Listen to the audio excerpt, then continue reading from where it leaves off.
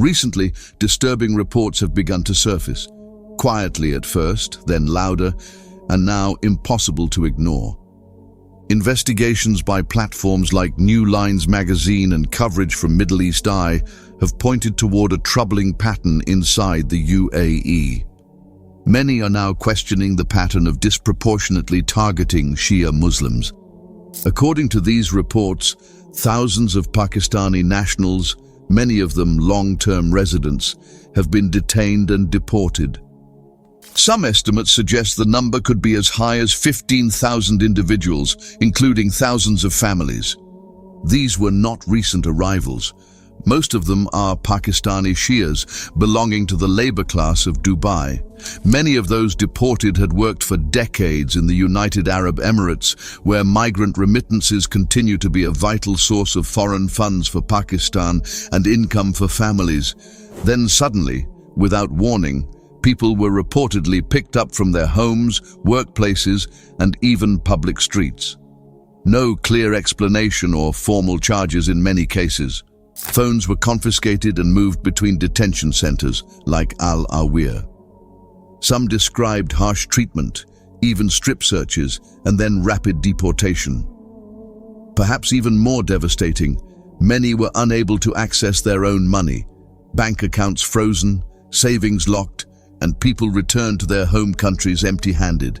Years of effort gone overnight. But what makes this situation even more sensitive is what many affected individuals are claiming. Several accounts suggest that people with distinctively Shia names like Ali, Hussein, Mehdi, Hassan, or Abbas were disproportionately targeted. A senior cleric, Mohammed Amin Shahidi, even described it as an organized campaign. UAE authorities have not officially confirmed any sectarian targeting. They have not publicly framed this as a campaign against Shia Muslims. They claim that deportations for visa violations or legal infractions are not new in the UAE. Thousands have been deported in previous years for various reasons. However, the timing and intensity of the crackdown, along with the fact that most victims are Shia Muslims, are raising questions. But why is the crackdown happening? Maybe the authorities are taking revenge on Iran because of these Shia Muslims. This is just an speculation, but this speculation is what the cornered Shia Muslims believe. It's true that Iran has attacked the UAE multiple times since the start of this conflict in February due to the UAE's loyalty to Israel and the US. It is no secret that the UAE has allowed Western military cooperation on its soil. It has maintained strong ties with the United States. Also, it has rarely condemned American actions against Iran, while being more vocal when Iran responds militarily in the region. At the same time, the UAE has positioned itself as a global business hub and a safe haven for international investors. So while it has issued warnings to Iran and even hinted at aligning with powers like the US or Israel, if necessary, it has not directly entered into this conflict. But now it appears that indirect consequences are unfolding and that these deportations may reflect heightened scrutiny, possibly even bias, against Shias, as Shias all over the world are indeed loyal to Iran. If these allegations are true, if it's true that people with names like Ali and Hussein are facing discrimination, if it's true that Shia businesses and shops are being scrutinized unjustly and even closed without much explanation, then it is seriously very disturbing. No individual should be punished for a government's conduct, even if they are its citizens.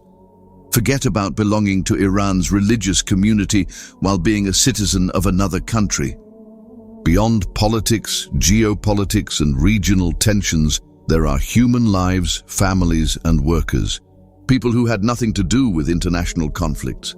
If the UAE is actually discriminating against people with names like Ali, Hassan, Hussein, and Mehdi, one should ask them whether the true historical figures Ali, Hassan, Hussein, and others, may Allah be pleased with them, are Shia or Sunni.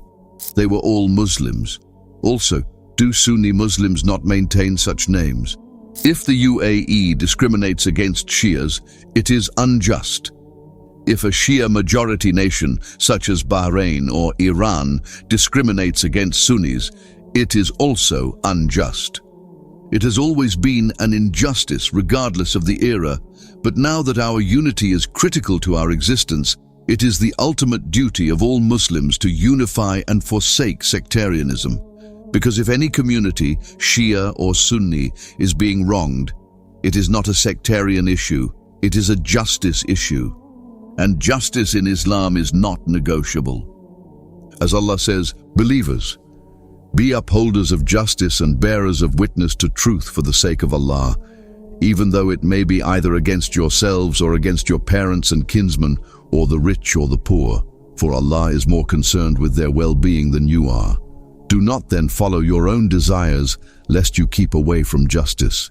If you twist or turn away from the truth, know that Allah is well aware of all that you do." So where does this leave us? It leaves us with responsibility, not to spread hate or inflame divisions, because the Ummah cannot afford more division, not now and not like this. May Allah unite the Muslim Ummah. Ameen.